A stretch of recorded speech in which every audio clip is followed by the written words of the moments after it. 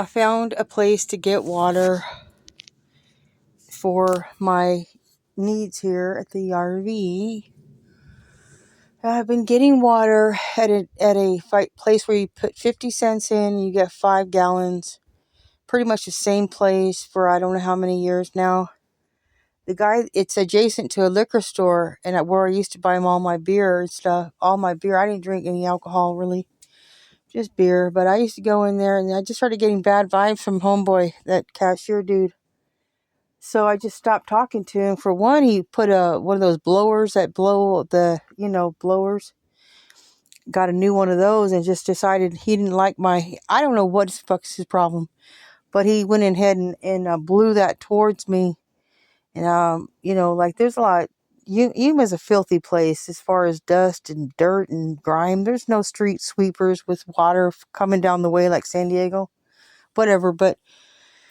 So I said, I'm just going to get water somewhere else. I think that was a test on his part because I went ahead and said, no, I got water, that day somewhere else. But I came back. I said, no, I'm not going to let this person run me off.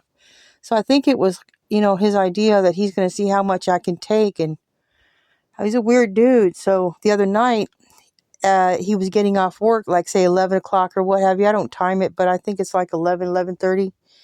He's closing up shop and he just sits out there waiting for me. Not the first time he's done that. Sit and wait until I get my water. He's just making me nervous. Now, had he asked me, would you like me to stay out here?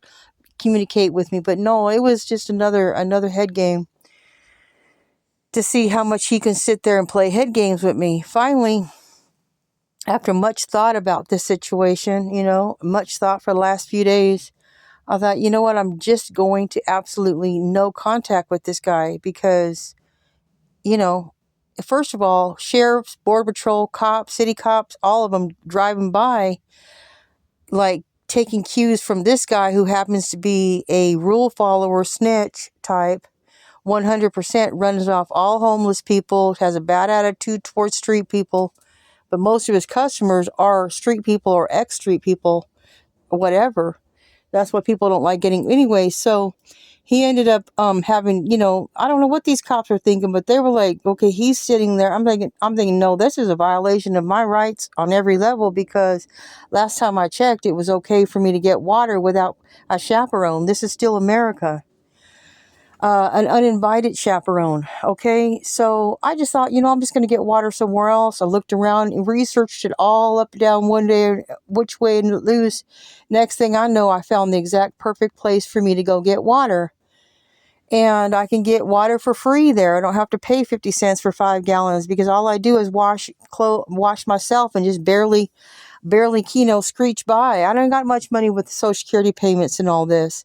So I'm going to get my water from a National Mavericks, okay, Mavericks gas station. They have potable and non-potable water for free there, and I can decide to get myself some really good, tasty drinking water, and I don't have to, settle. This is what I'm saying: is you don't have to settle for any type of abuse, any at all.